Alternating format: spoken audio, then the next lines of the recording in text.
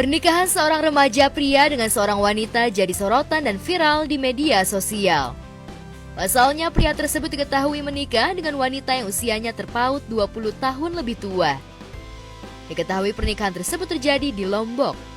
Dari video yang beredar terlihat suasana akad nikah pasangan tersebut yang disaksikan sejumlah warga. Kakak sudah nikah siang banjir busuk tidak bahagia seperti umas tahun itu berbeda.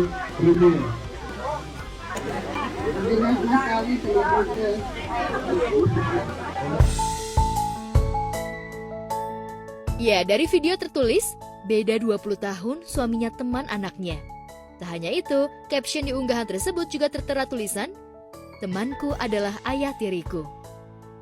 Di video juga terlihat mempelai wanita yang senyum sumringah bahagia di momen akad nikahnya. Sementara mempelai pria terlihat sedikit kaku dan tampil dengan setelan jas hitam. Usai ijab kabul, pasangan pengantin itu pun mendapat aplaus meriah dari warga yang melihat momen akad nikah. Video pernikahan keduanya pun dibanjiri beragam komentar warganet. Terima nikah Husnawati, ucapkan mas kawin Rp1 juta.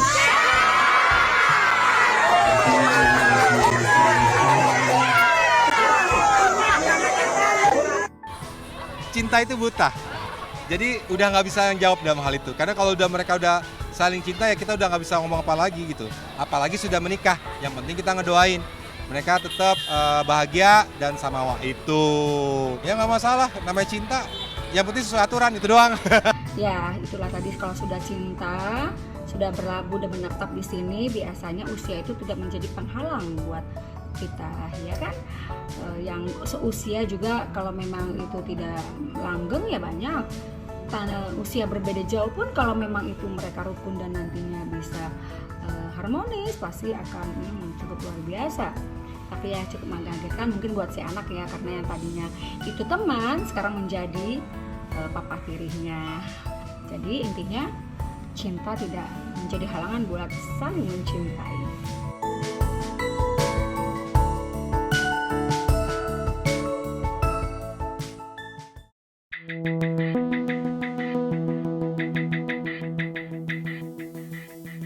Sementara viral di media sosial, seorang artis K-pop bangga memamerkan kemiripan wajahnya dengan komedian Komeng.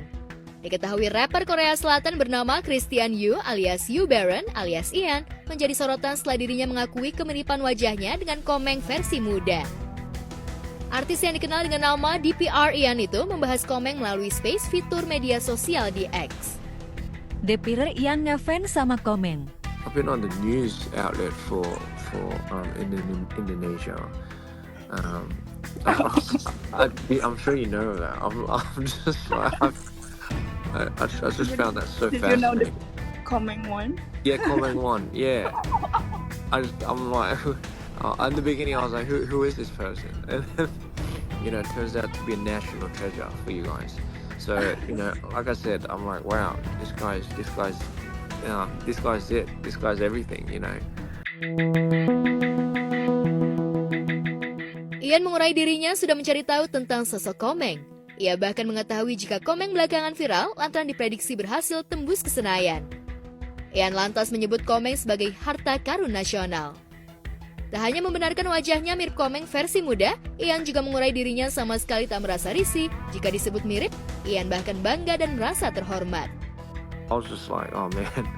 Yes, he's going to parliament. Possibly. Yes, he's the real DPRian, you know what I mean? Yeah. No, absolutely. I respect him. I love it. Sorry if it bothers you. No, it doesn't. No, that's the thing. It doesn't bother me. I was just confused. I was like, what? I was like, oh, he looks very like my his younger picture. Yeah. Like, oh yeah, I could see the resemblance. Yeah. I love it. I love it. Sontak pengakuan Ian pun menjadi viral di media sosial. Diketahui DPR Ian merupakan mantan leader boy grup C-Clown. DPR sendiri merupakan singkatan dari Dream Perfectionism. Lucu banget, jadi Komeng lagi dimirip-miripin sama DPR Ian. Lagi rame ya di TikTok, di Instagram gitu. Nah kalau aku ngeliat nih ya, DPR Ian sama Komeng emang beneran mirip sih. Mungkin dari segi rambutnya ya, DPR Ian tuh punya potongan rambut yang mirip banget sama Komeng dulu waktu zaman dia muda. Tapi memang mirip sih dari mulutnya sama matanya, sekilas doang tapi ya. Nah mungkin bedanya kalau DPR Ian itu ada tatonya, kalau Komeng kan nggak ada. Terus dia juga udah beda lah sekarang ya, mukanya udah nggak kayak zaman dulunya dia gitu. Nah dan yang ngebedain lagi mungkin DPR Ian nggak punya ini ya, temen kayak Ado sama Daus Mini gitu. Tapi waktu pas ditanyain ke DPR Iannya, juga DPR Iannya ngerasa kayak ya udahlah nggak apa-apa gitu, malah bangga gitu dimiripin sama Komeng. Ya itu the real katanya, the real DPR katanya gitu. Tapi ya semoga aja ya nggak apa-apa walaupun dimirip-miripin, namanya juga netizen gitu kan, ngemirip-miripin aja, ngecocok logiin segala sesuatunya gitu.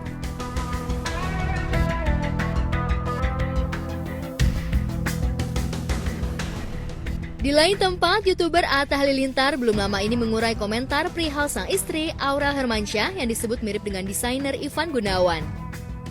Atta rupanya tak mempermasalahkan mengingat Igun merupakan sosok karismatik dan berprestasi. Gak apa-apa lah kan, Kak Igun ganteng, keren. Ya, Kak Igun kan berprestasi, rezekinya juga bagus.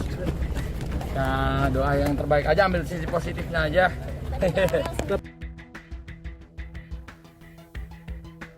Sementara berbeda dengan Atta, Aurel sempat kedapatan sebal dengan komentar netizen perihal dirinya disebut mirip Igun. Aurel membalas komentar netizen dengan menulis, "Kamu kembaran hantu," diikuti dengan postingan video. Tak hanya itu, Aurel juga disebut mirip dengan Syahrini. Namun Aurel juga membalas komentar netizen dengan mengunggah video yang menggunakan background Syahrini yang khas dengan jargon cantik. Alhamdulillah ya, saya cantik. Alhamdulillah ya, nggak mau sombong. Apa? Aku dibenci? Bodoh amat. Tabrak masuk ke perkampungan. Ya nggak tahu harus komen apa ya saya juga. Yang penting ya kalau netizen mah ngomong apa aja kan sekarang kan kejam-kejam juga, jadi menurutku kita bisa lebih bijak dalam berkata, mengetik, dan juga bertindak di sosial media. Kemiripan Aurel dengan Igun sendiri bermula saat Aurel mengunggah video di akun TikToknya. Dari situ, Aurel banyak menerima komentar yang membandingkan wajahnya dan banyak yang menilai mirip Igun.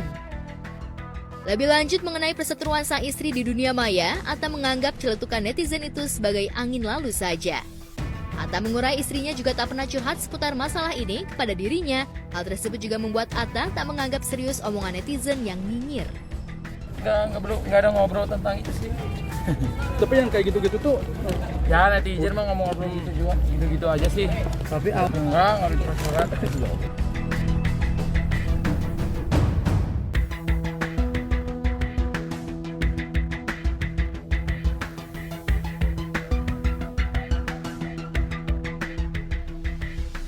Di lain sisi, belum lama ini Atta sempat menjawab kabar santer yang beredar terkait sang adik Thorik Halilintar yang disebut-sebut akan menikah tahun ini. Rumor pernikahan Thorik juga berawal dari Atta yang sempat meminta adiknya untuk belajar membaca ijab qabul. Saat dikonfirmasi awak media, Atta mengurai adiknya memang dari dulu berniat menikah muda, itulah yang menyebabkan Atta meminta Thorik agar mempersiapkan diri. Bukan siap-siap sih, emang dia kan targetnya pengennya tahun 2024 ini dia pengennya nikah. Dia emang dari dulu pengen nikah cepet. Ya kita tinggal tunggu aja lah aba-abanya dari dia. Kayaknya sih dia selalu pengen belajar gimana caranya. Emang dia dari dulu pengen nikah, jadi dia selalu belajar kok setiap hari. Menurut Atta, pihak keluarga sangat mendukung rencana Thorik untuk menikah muda. Saat ini diketahui Thorik memang tengah menjalin hubungan dengan Aliyah Mas Said. Nanti aku tanya sama Thorik ini, dia udah siap belum? Nanti kalau aku bilang tahun ini dia nggak siap gimana? Dia emang target setiap tahun tuh mau nikah. Cuman aku nggak tahu targetnya kapan. Kita doain aja. Thorik sendiri makin lengket dengan Aliyah, bahkan belum lama ini potret keduanya liburan bareng ke Jepang juga jadi sorotan. Lantas benarkah makin akrab sudah mengantongi restu keluarga, Thorik dan Aliyah akan menikah tahun ini? tergantung dia, bukan kan yang siap-siap kan pasti dia. Kalau aku yang siap-siap kan aneh, bukan aku yang nikah. Kalau aku sih nggak tahu ada persiapan apa-apa, nggak tahu. Cuman kalau dia mau nikah, insya Allah pasti dia akan ngasih tahu. Dia belum ngasih tahu apa-apa sih. Kalau aku mau mendukung aja lah, apa aja yang dia, kan menikah itu hal yang baik ya. Kita dukung aja yang terbaik.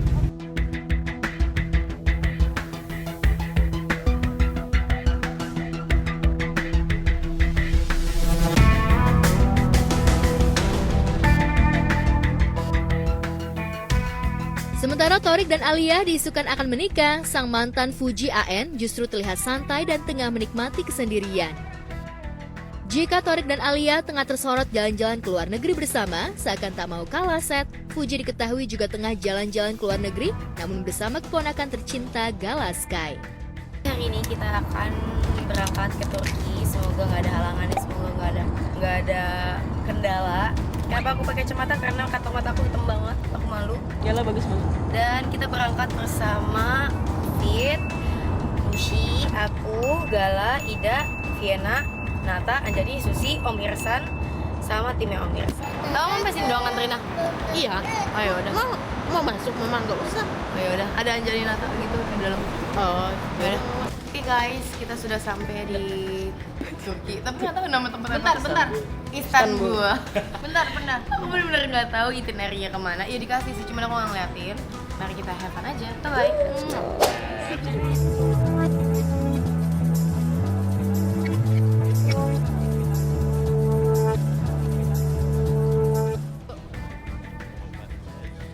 Yuk. Let's go. Ambil Gala, ambil. Ambil nih. Di prank. Minta. Kasih lagi, Gal. Bye-bye, Ipo. Thank you. Ambil, Gal. Oke.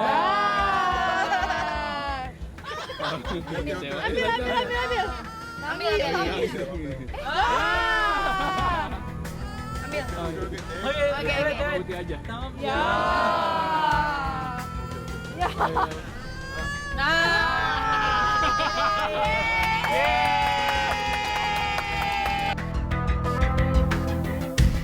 Terlihat Fuji mengajak Gala jalan-jalan ke Turki. Potret Fuji mengasuh Gala saat liburan juga jadi sorotan warganet. Halo guys. Gala mau naik kapal. Naik kapal. Yang baby shark. Baby shark dah. Iya. Yang penguin. Iya.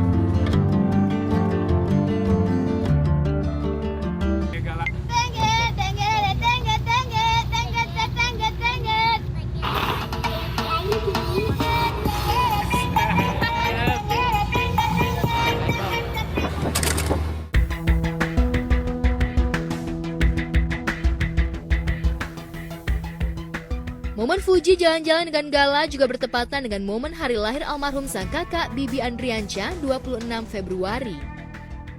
Fuji sempat mengunggah ucapan selamat ulang tahun untuk almarhum kakaknya. Namun ada sesuatu yang janggal jika biasanya Fuji membuka kolom komentar, khusus di unggahan tersebut Fuji sengaja menutup kolom komentar. Bisa jadi hal tersebut dilakukan Fuji semata untuk privasi. Lantas benarkah kepergian Fuji liburan bersama Gala juga dalam rangka memperingati hari lahir almarhum kakak tercinta dan menghibur keponakan kesayangan? Saatnya kita cobain. Bismillahirrahmanirrahim.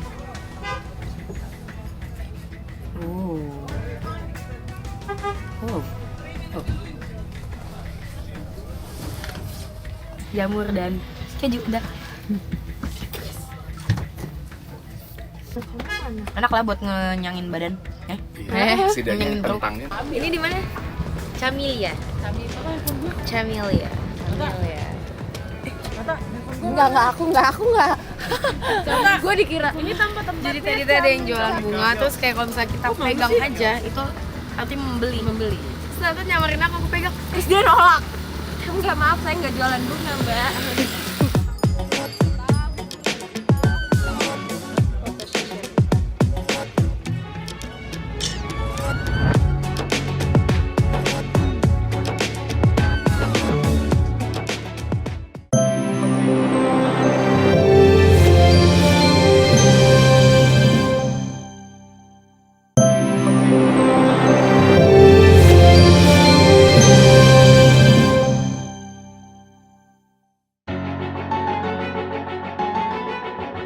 Dari dunia hiburan, kasus kematian Raden Andanten Khalif Pramudityo, anak sinetron Tamara Tiasmara dan DJ Angger Dimas, kembali menjadi headline di sejumlah akun gosip dan media hiburan. Pasalnya kemarin siang digelar rekonstruksi pembunuhan Dante yang dilakukan oleh tersangka Yuda Arfandi di sebuah kolam renang di kawasan Duren Sawit, Jakarta Timur. Yuda melakukan rekonstruksi sendiri, sementara sosok Dante digantikan oleh boneka berwarna merah, sedangkan MMA, anak Yuda yang sebaya dengan Dante, digantikan oleh boneka berwarna pink. Tapi benarkah dalam rekonstruksi, Yuda tidak melakukan adegan menenggelamkan Dante seperti pengakuannya dalam BAP?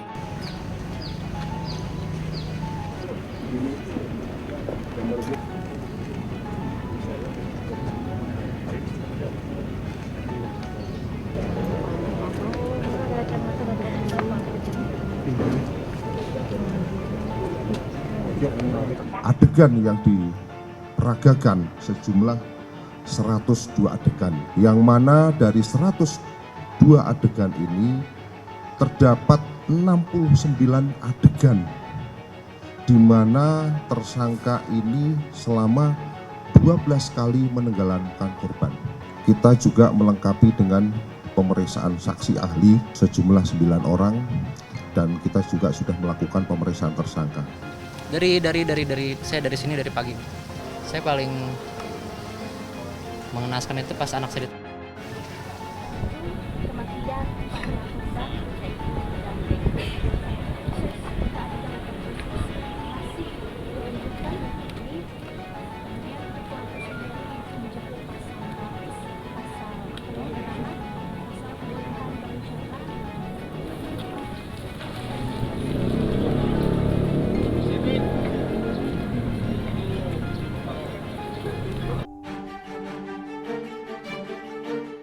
Selain tidak mengakui membenamkan Dante sebanyak 12 kali, Yuda juga tidak mau melakukan rekonstruksi saat dirinya membrowsing dan mengakses CCTV di wahana kolam renang itu melalui handphone miliknya. Padahal hasil digital forensik membuktikan pada pukul 13.00 waktu Indonesia Barat, Yuda sempat mengakses dan membrowsing CCTV kolam renang itu seolah ingin mencari posisi yang aman untuk melakukan aksinya. Ada satu adegan di mana tersangka ini tidak mengakui bahwa telah mengakses CCTV ya melalui browsing di internet untuk mengecek di lokasi apakah ada CCTV atau tidak. Dia berdalih itu lagi latih penyelaman, itu bukan. itu akan dituangkan di BAP biar nanti para penyidik aja. Ya, tim penyidik Bareskrim Polda Metro Jaya melakukan 102 adegan rekonstruksi yang dilakukan oleh Yuda Arfandi kekasih Tamara. Dari 102 adegan itu, sebanyak 69 adegan memperlihatkan Yuda menenggelamkan Dante dengan alasan melatih pernapasan bocah malang itu. Yang menarik, Angger Dimas, ayah Dante, menyaksikan adegan demi adegan dalam rekonstruksi itu tanpa diketahui awak media. Ia melihat dari ruang khusus yang berada di atas ketinggian, sementara Tamara, mantan istrinya, melihat adegan reka ulang itu bersama tim penyidik di sisi kolam renang. Lalu benarkah Tamara syok setelah melihat langsung rekonstruksi kekejaman Yuda terhadap putranya? Ya, teman-teman nilai aja seperti apa ya. Gitu. Kalau dari saya sih, ya itu kejam, tetap kejam. Dia saya ngelihat dari tempat yang berbeda. Maksud disiapkan di atas. Kita lihat ke depannya aja gimana. Waktu setelah kejadian saya bilang saya yakin banget kamu nggak ngapa-ngapain, tapi setelah tadi saya lihat CCTV-nya saya udah nggak bisa komentar. Sebelumnya di Polda Metro Jaya, Yuda juga sudah melakukan rekonstruksi bersama Tamara Tiasmara. 12 adegan ditampilkan dalam rekonstruksi saat Tamara menyerahkan Dante kepada Yuda sebelum Dante diajak ke kolam renang. Selama rekonstruksi itu, Tamara menatap Yuda dengan tatapan sedih dan geram. Lalu benarkah Tamara yang disebut bucin dan dituding warganet ingin melindungi Yuda sudah menyadari kekeliruannya selama ini?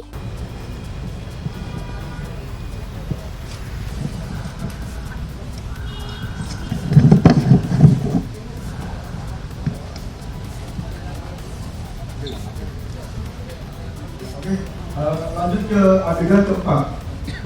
Pada sekitar jam 12.00 WIB, Ibu Tamara Tiasmara sampai di rumah tersangka Yuda Arfandi.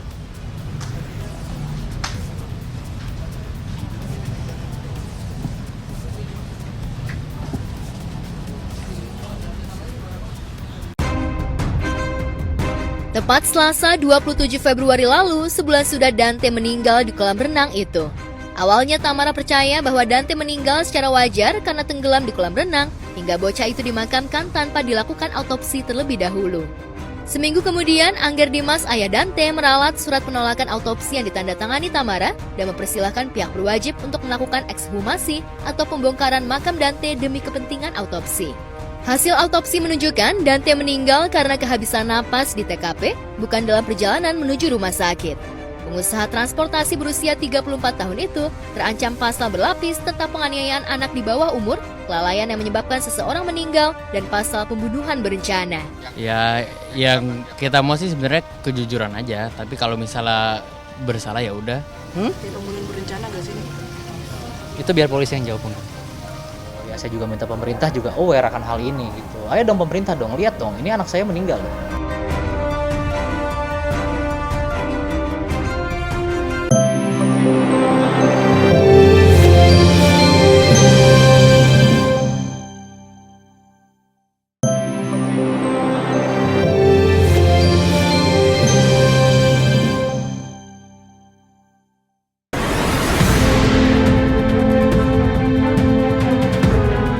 Seperti inilah kondisi tenda yang ambruk di pelataran pesantren Al-Hikmah yang berada di kawasan Dukuh Benda, Kecamatan Sirampo, Kabupaten Brebes, Jawa Tengah. Tenda besar yang didirikan dengan bentangan cukup luas itu sedianya akan menjadi tempat berlangsungnya acara haflah akhir rusana atau pelepasan pelajar kelas akhir ini, atau acara peringatan pelepasan santri kelas akhir ini berubah mencekam. Setelah sapuan angin kencang menerjang tenda tersebut hingga ambruk. Pada video yang beredar, tampak kepanikan para hadir baik dari santri maupun wali santri. Mereka berusaha menyelamatkan diri tenda yang roboh.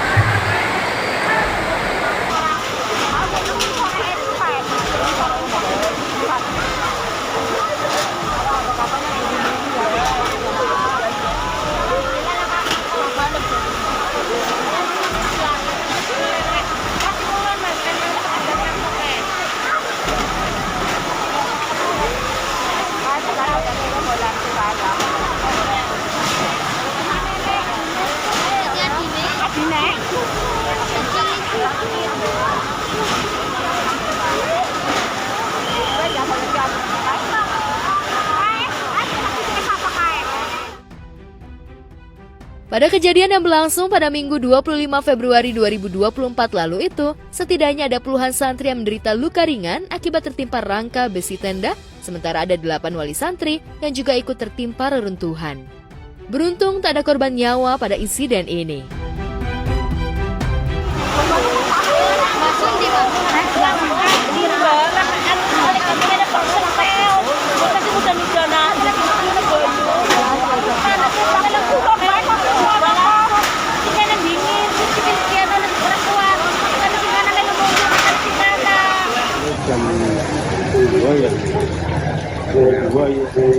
Itu kondisi hujan besar atau gimana, Pak? Dengan pas kejadian di mana, Pak? Pas di bawah. Pas di bawah. Tapi nggak apa-apa, Pak? Itu kenapa, Pak, rubuh? Ya, hujan, pas hujan apa ada angin? Hujan aja, pas hujan kayak gitu. Nggak ada angin? Nggak ada angin.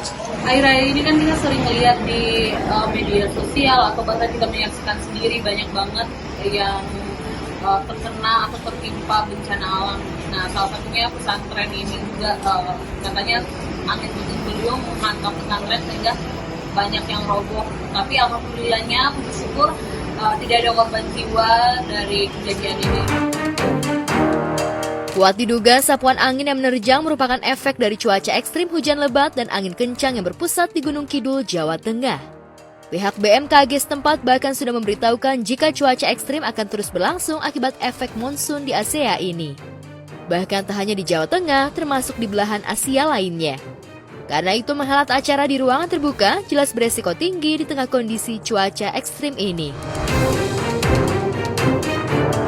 Jadi kita semua berhati-hati ke depannya agar tetap safety dan ya itu tadi, semoga kejadian ini juga membawa kita lebih peka lagi dan lebih banyak beribadah, karena kita nggak tahu kejadian alam seperti ini kan datang dan di waktu yang tidak tepat. Jadi semoga santri-santrinya juga sehat-sehat dan semoga bantuan cepat datang dan mereka bisa tinggal lagi di tempat yang lebih layak. Saat cuaca ekstrim, sapuan angin menyebabkan robohnya tenda besar di sebuah pesantren di kawasan ruas Jalan Utama Yogyakarta, persis di depan Tugu Jogja. Seorang pemotor menjadi pusat perhatian pengendara lainnya setelah aksi sholat persis menghadap Tugu Jogja. Pria yang mengenakan gamis hitam itu tampak khusyuk menjalani sholat di depan Tugu, sementara motornya masih menyala di sampingnya. Allahu Akbar, sholat arep Tugu. Lagi wis jam punjul lagi mubeng-mubeng kes mau ya. Oh toh. Sejak video ini beredar, sontak jadi pusat perhatian warganet. Ada yang berspekulasi pria tersebut sengaja sholat di tengah jalanan lantaran khawatir ketinggalan waktu sholat maghrib karena berdekatan dengan Isya. Ada pula yang mempertanyakan mengapa harus di depan Tugu. Sholat. Wah, ya bener aslinya ngadep kiblat. Tor ya orang mengarep tuh. Syarat sahnya seseorang itu ketika melaksanakan sholat. Yang pertama, maka hendaknya syarat yaitu dengan niat. Syarat yang kedua adalah bersuci, artinya berwudu atau bertayamum. Syarat yang ketiga adalah tempatnya. Musola, masjid, surau, kantor, pasar, jalan raya, boleh dimanapun kita sholat, boleh dimanapun kita berada. Yang terpenting adalah wadah yang tempat kita akan melaksanakan sholat suci dan jauh dari yang namanya najis dan kotoran. Sementara motif sholat di tengah keramaian lalu lintas persis di depan Tugu Jogja masih misterius, tak kalah misterius juga dengan jenis penyakit yang dialami Hart Gumai. Para psikolog alias juru ramal ini sempat menghilang lalu tampil dengan kondisi tubuh yang sangat tirus, turun bobot badannya hingga 20 kg. Lantas sakit apa yang diderita Hart Gumai?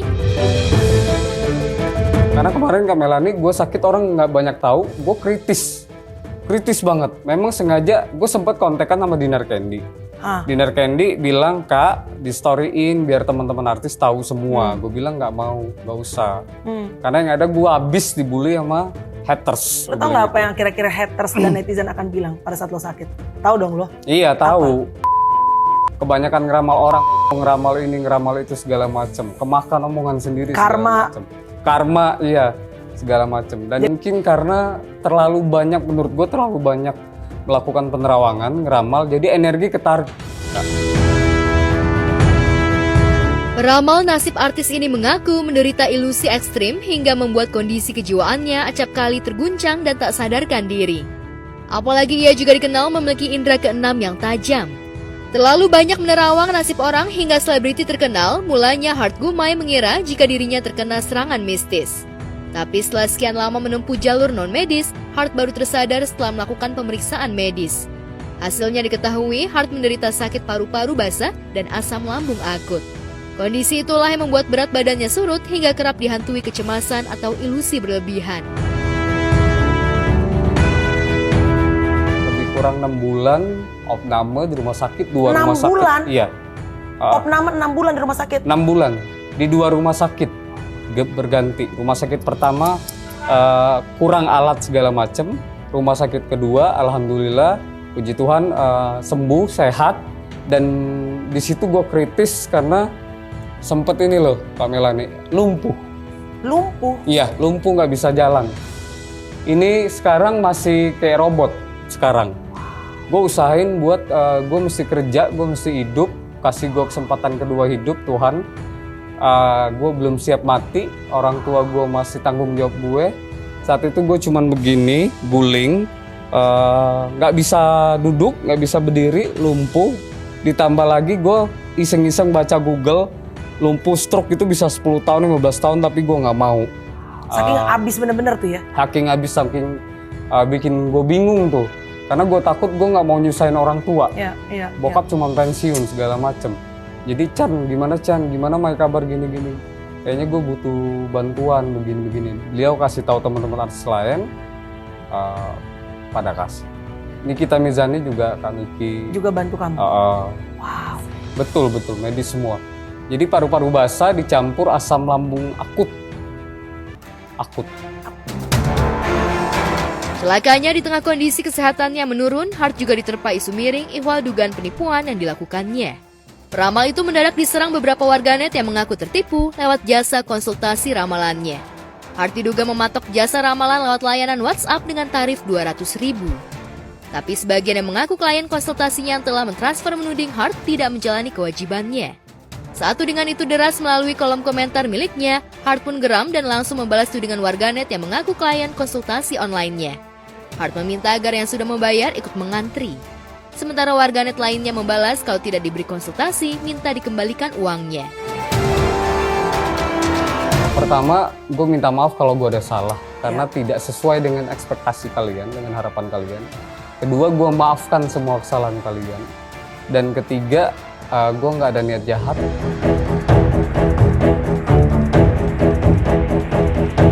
Hart kian geram ketika tudingan penipuan itu terus dialamatkan padanya hingga ia mengancam akan melaporkan siapa saja dengan dugaan pencemaran nama baik. Lantas, akankah tudingan ini bisa dibuktikan para korban yang mengaku pengikut jasa konsultasi Hart? Atau sebaliknya, kelak Hart Gumaila yang akan bisa menepis tuduhan minor ini? Gue sadar bahwa mama Facebook itu emang mulutnya begitu. Mama Facebook, anak TikTok, beda-beda tuh ya. Iya. Jadi intinya antara gue sama netizen, haters yang gak suka sama gue, lebih baik kita saling memaafkan daripada benci-membenci, ngotorin komentar.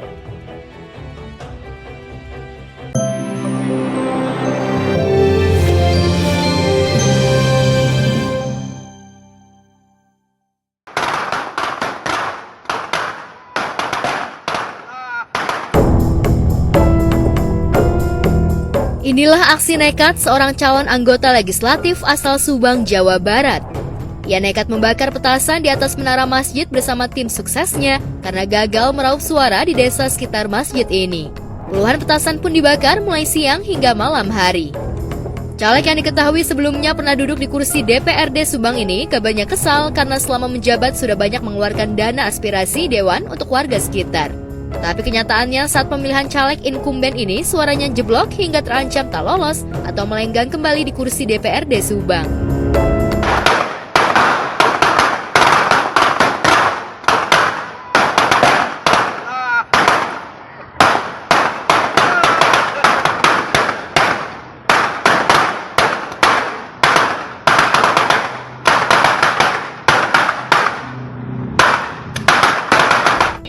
Emang petasannya banyak gitu Pak?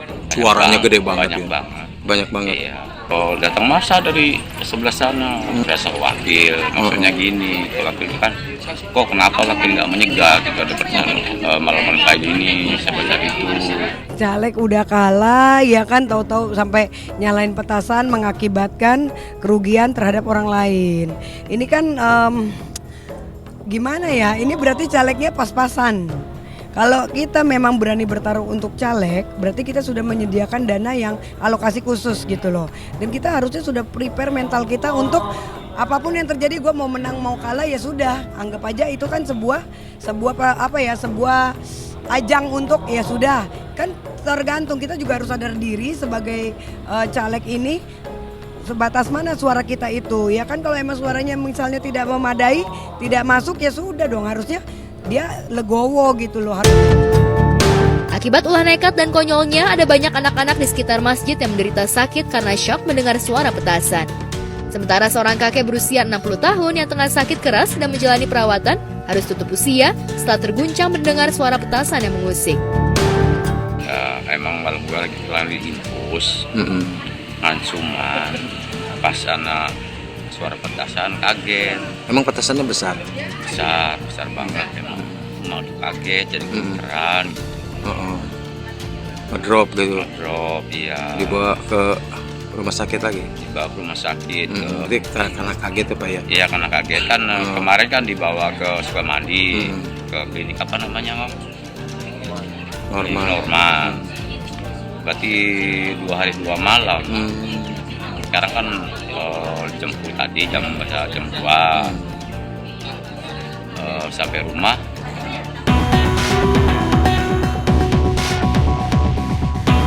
Ya, sementara aksi konyol terjadi di Subang oleh salah satu oknum caleg yang tak lolos. Di Deli Serdang, Sumatera Utara, tepatnya di SPBU PA Timbak, ratusan pemotor mengamuk lantaran motornya mogok setelah mengisi bahan bakar di SPBU tersebut. Para pemotor ini tak menyangka jika ternyata bensin Pertalite yang diisinya rupanya berganti solar, sontak mesin motor mereka pun mati mendadak.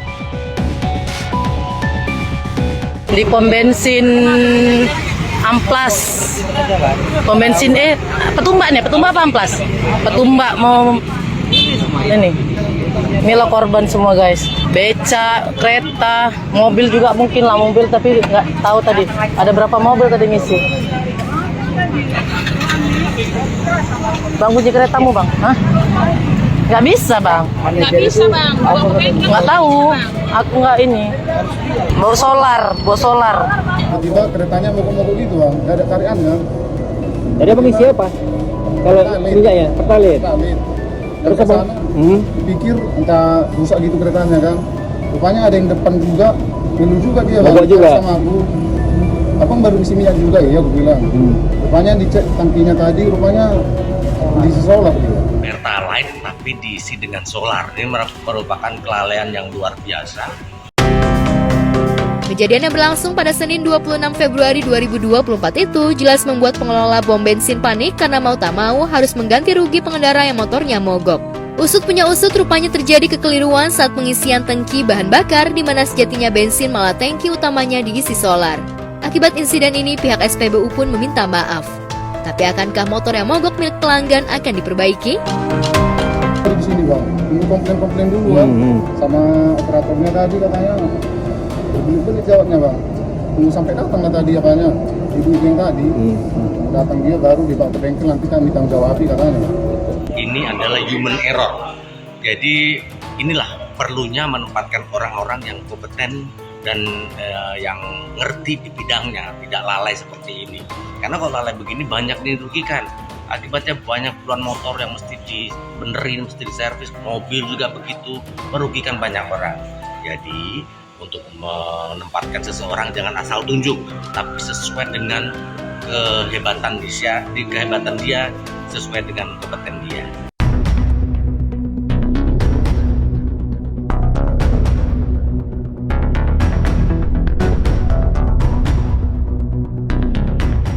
Sementara hari nahas benar-benar menimpa seorang penjual rujak di kawasan Bandung, Jawa Barat. Penjual rujak yang setiap hari mangkal di kawasan Batu Jajar, Kabupaten Bandung Barat ini tak menyangka jika tubuh dan gerobaknya harus terpental oleh roda ban truk yang terlepas dari mobil truk yang melintas. Seketika ia terhempas dan tak bernyawa.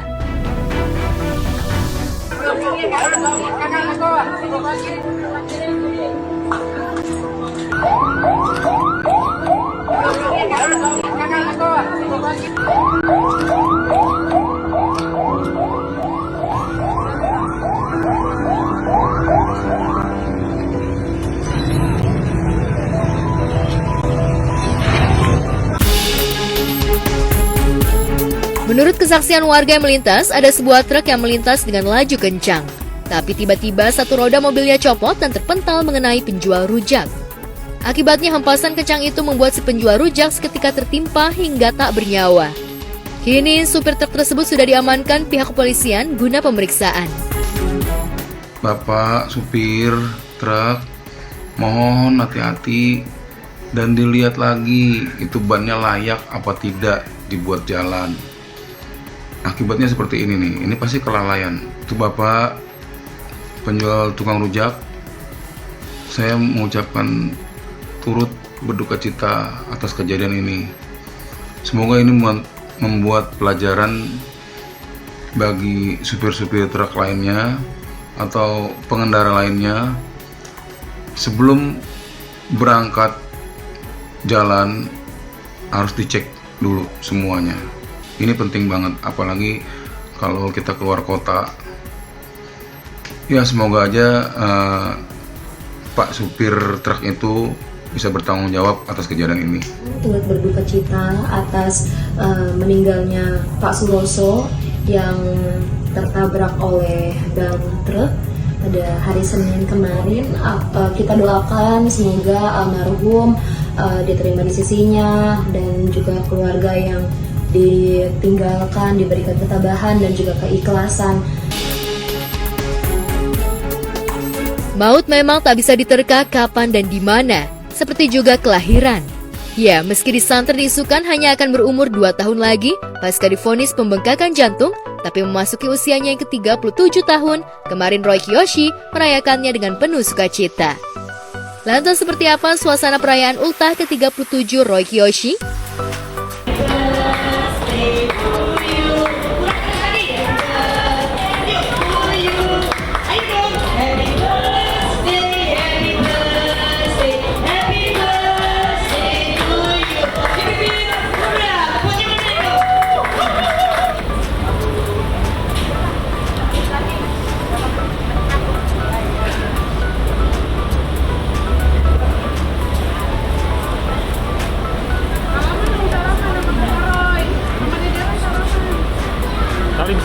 Salim.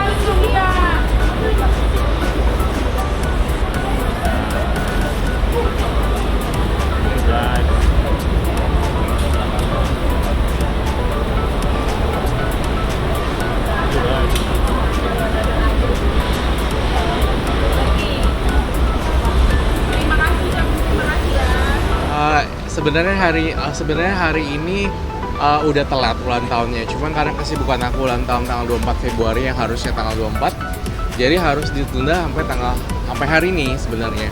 Kenapa saya memilih tempat ini? Sebenarnya ini kan wahana salju ya, gitu kan, wahana yang unik gitu ya. Apalagi saya menghadirkan beberapa anak yatim untuk datang ke wahana ini untuk sebenarnya supaya mereka seneng gitu. Sebenarnya kan mereka jarang ya pergi-pergi ya, terus jarang ngerasain kebahagiaan seperti itu. Jadi sekiranya dengan tujuan saya ada di sini di wahana ini sebenarnya untuk memberikan kebahagiaan juga.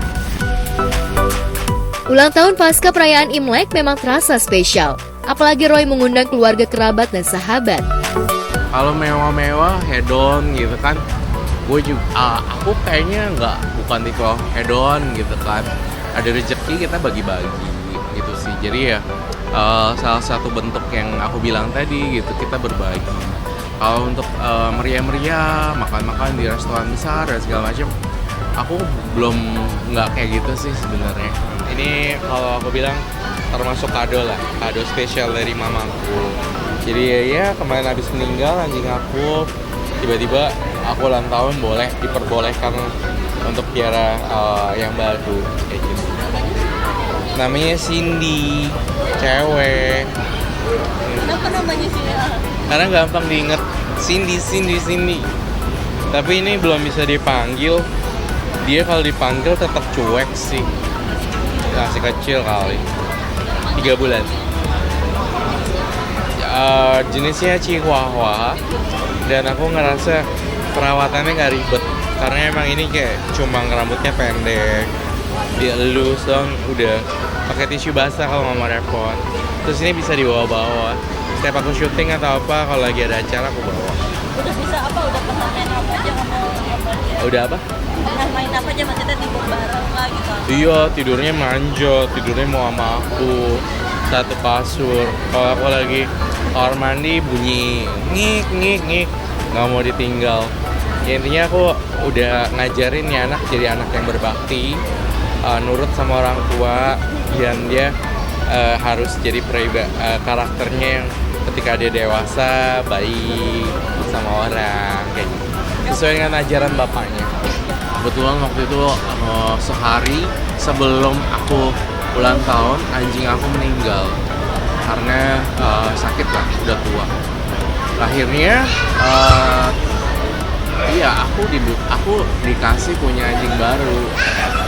Jadi anjing aku dibeliin sama mama lah ibarat kata gantinya. Jadi aku nggak terlalu sedih lagi. Padahal waktu pas tanggal 24 Februari itu aku sedihnya minta ampun sih, karena anjing aku meninggal. Dan ya akhirnya dapat hadiah kado itu dari spesial dari mama sih. Sebagai juru ramal yang memiliki mata batin, Roy jelas tak bisa meramal dirinya. Namun Roy tak mau ciut dengan isu batas usia sejak divonis mengalami bengkak jantung. Lantas apa saja yang akan dicapai Roy di tengah isu batas usia yang mengusik pikirannya? Tahun kemarin juga kok sempet, cuma bedanya kan tahun-tahun sebelumnya di rumah, jadi nggak terlalu terbuka untuk media.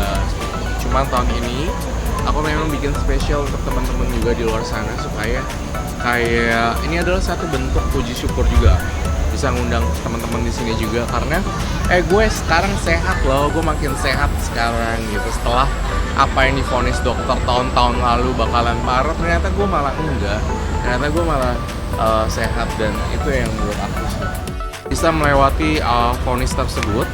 Akhirnya menurut saya ini adalah adanya acara ini adalah bentuk syukur juga sebenarnya. Dia makan apa yang aku suka gitu kan, biasa aja. Cuma aku memang disempet-sempetin tidur gitu. Entah itu tidur di mobil, di lokasi syuting, itu harus ada istirahat. Tidur sendiri. Ya, hidup dan mati manusia bagaimanapun gak bisa diterka. Jika ramalan medis itu mencuat, toh Roy tetap harus melaluinya dengan segenap sukacita. Lantas, doa apa yang dipanjatkan di pertambahan usianya kali ini?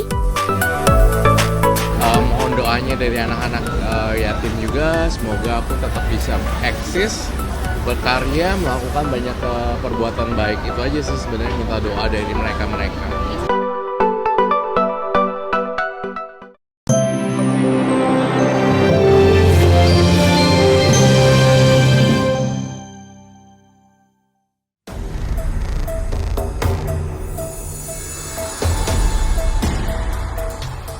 Pemirsa, viral di media sosial soal kabar rektor salah satu universitas terkemuka yang terletak di kawasan Lenteng Agung, Jakarta Selatan, berinisial ETH, diduga melakukan pelecehan seksual terhadap 2 orang stafnya.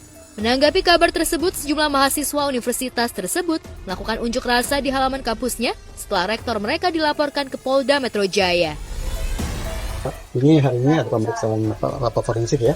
Forensik tadi ada kurang lebih 600 pertanyaan yang dijawab, jadi nanti hasilnya akan disampaikan ke beliau gitu. Dalam aksinya, mahasiswa menuntut agar rektor ETH diberhentikan sementara waktu dari jabatannya hingga proses hukum selesai. Mahasiswa juga meminta pihak kampus untuk menunjuk pelaksana tugas kampus sebagai pengganti rektor sementara waktu. Melakukan klarifikasi atas dugaan tindakan pelecehan seksual baik terbukti maupun tidak terbukti, dan yang ketiga yaitu mengangkat PLT pelaksana harian tugas rektor sehubung dengan rektor yang masih dalam tahap. 2 staf Humas dan Ventura yang menjadi korban dugaan pelecehan seksual pada bulan Januari dan Februari 2024 lalu, berinisial RZ dan DF, mengalami trauma berat. RZ dimutasi ke program pasca sarjana, sementara DF memilih mengundurkan diri karena mengalami trauma mendalam. Kasus ini telah dilaporkan ke Lembaga Pelindungan Saksi dan Korban, Komnas Perempuan, serta Kemendikbud dan Dikti. DF ya, karyawan honorer itu memang sudah mengundurkan diri karena rasa traumanya yang tidak bisa dikontrol lagi. Kalau yang pihak yang kedua itu memang dimutasi, demosi ya, di demosi di S2-nya kampus. Di sini korban DF baru selesai melakukan pemeriksaan. Ya, jadi apabila memang rekan-rekan ingin menanyakan, tapi tolong jangan terlalu panjang ya, karena memang kondisinya juga masih tertekan sekarang. Tapi untuk kondisi kesehatannya fit ya? Untuk hasilnya kira-kira udah dikabarin bakal selesai? Untuk hasil nanti akan dikabari oleh pihak penyidik dari rumah sakit, dari RSPORI akan langsung ke kepolisian. Kasus dugaan pelecehan seksual tersebut sudah dilaporkan ke Polda Metro Jaya. Laporan RZ diterima pada 12 Januari 2024, sementara laporan DF dilimpahkan dari Bareskrim Polri ke Polda Metro Jaya pada 29 Januari 2024. Hingga saat ini polisi telah memeriksa 28 orang saksi. 1 LP itu sudah. Sementara kami menerima laporan dari dua 2 orang ya. Terlapor seharusnya diperiksa pada 22 Februari 2024 lalu, namun berhalangan hadir. Dan pemeriksaan dijadwalkan kembali pada hari ini, Kamis 29 Februari 2024. Pihak kampus berharap ETH kooperatif dalam menghadapi kasus ini dan mengikuti segala proses penyelidikan yang sedang berlangsung. Tiap orang memiliki alasan tertentu ya. Jadi itu haknya dia dengan alasan yang jelas. Memang mereka sudah menyampaikan surat resmi. Nanti kita lihat di tanggal 29 kan rencananya. Nanti kami bisa menanyakan pada PH-nya tersebut perihal jelasnya seperti apa. Bagaimana negara ini mau mencetak generasi penerus yang amanah dan baik kalau para pengajarnya seperti ini? Dan juga buat para dosen, rektor, juga kampus yang lainnya, sebaiknya ketika kita mau menerima guru atau rektor atau dosen di tempat bekerja itu, harusnya kita cek dulu psikologinya. Kalau bisa tes psikologinya itu dilakukan setiap beberapa bulan sekali. Supaya apa? Menjadi bahan pengingat agar tidak ada penyimpangan dalam mengajarkan atau mendidik anak-anak ataupun mahasiswa dan juga generasi kita penerus yang akan datang.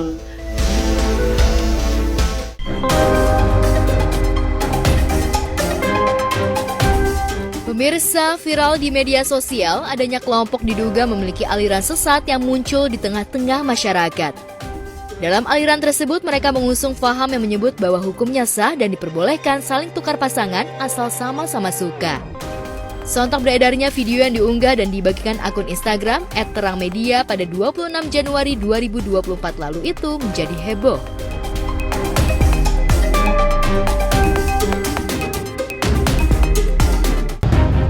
Dalam video yang beredar luas di media sosial TikTok dan Instagram itu, ada seorang wanita dengan penampilan tertutup serba hitam dan dilengkapi dengan penutup wajah atau cadar.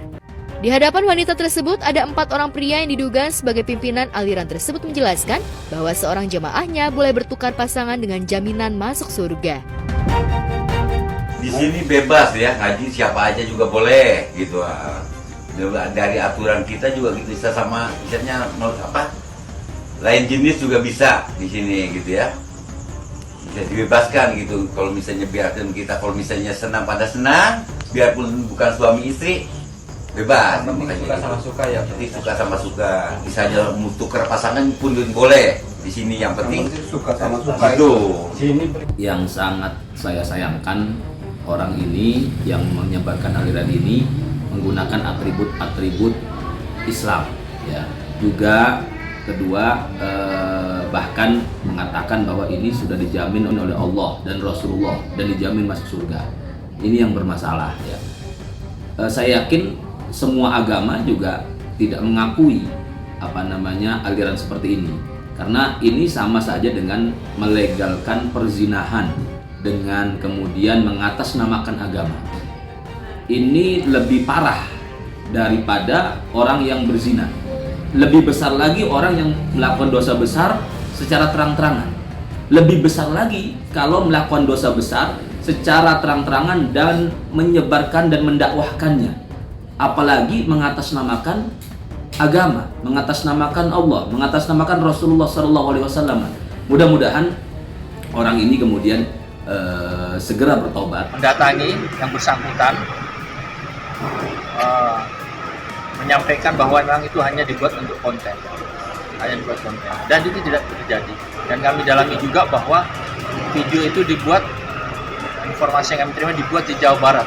Tentunya ini sudah meresahkan ya. Yang bersangkutan pagi ini berjanji untuk membuat klarifikasi terkait dengan video tersebut. Sementara itu, kabar mengejutkan lain datang dari aktor Amar Zoni hingga membuat heboh jagat maya. Hal itu terkait keputusan mantan suami Irish Bella yang memutuskan ingin menjual akun Instagram pribadinya. Kabar itu dibagikan Amar di Instastory-nya @AmarZoni.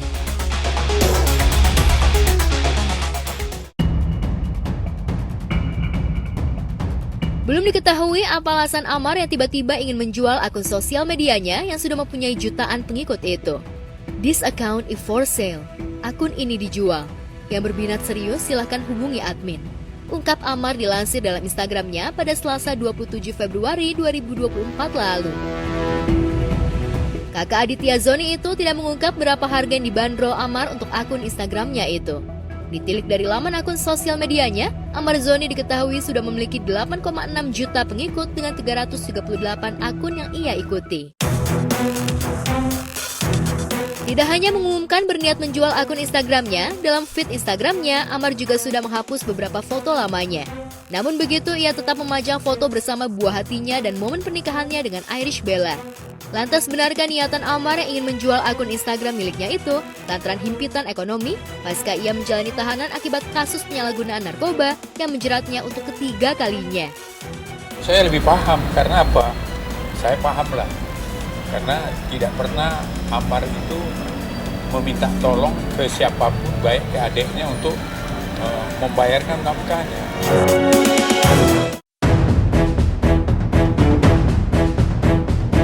Sementara itu di kasus lain, Inara Rusli dan Virgon Tambunan kembali bertemu di meja hijau. Pertemuan keduanya kali ini bukan terkait masalah perceraian, tapi untuk menjalani sidang mediasi keempatnya terkait kasus pengalihan hak royalti di Pengadilan Negeri Jakarta Pusat Rabu kemarin. Baik Inara dan Virgon tampak hadir di persidangan dengan didampingi kuasa hukum masing-masing.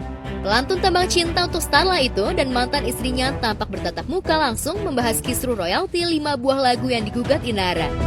Bang Virgon, hari ini gimana Bang? Tadi Bang di dalam mediasi hari ini gimana Bang? Bang mungkin gimana Bang akhirnya? Hari ini gimana bagus anak-anak gimana Bang? Sementara itu, usai keluar dari ruang sidang, Inara mengungkap kalau mediasi tersebut belum menemukan titik temu dan belum mencapai kata final. Namun kuasa hukum Inara mengungkap kalau sidang mediasi itu akan mencapai kesepakatan damai.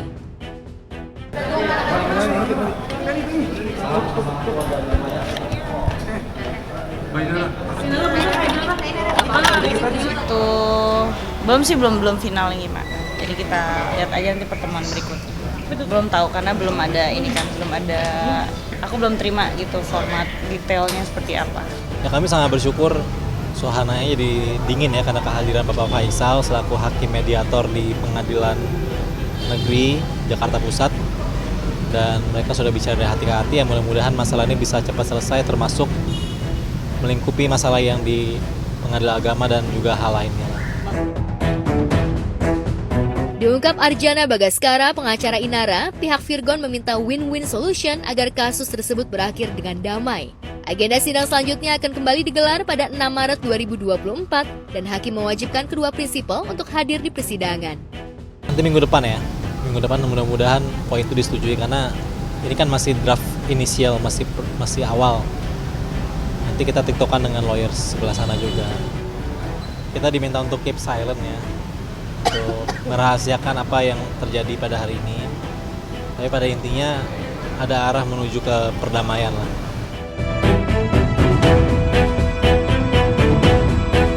Sementara itu, di tengah menjalani sidang mediasi terkait royalti, Inara mengabarkan bahwa kedua anaknya sedang jatuh sakit. Sebelumnya, ia juga mengunggah kondisi anaknya yang sakit demam hingga diinfus dan menjalani perawatan di rumah sakit. Ia sempat patah hati melihat anaknya yang sedang sakit. Lantas, bagaimana dengan biaya pengobatan kedua anaknya yang sakit? Benarkah Virgon masih bertanggung jawab membiayai biaya rumah sakit? Sudah besok Bang? Saya bisa masuk rumah sakit. Sudah besok Bang? Anak-anak lagi masih sakit semua Kak. Yang dua udah alhamdulillah udah mendingan, tinggal Starla nih ikutan anget. Yang dua kemarin sakit tipes, cuman insya Allah hari ini sembuh. Kalau Starla belum tahu sakit apa, lagi anget. Nggak bisa.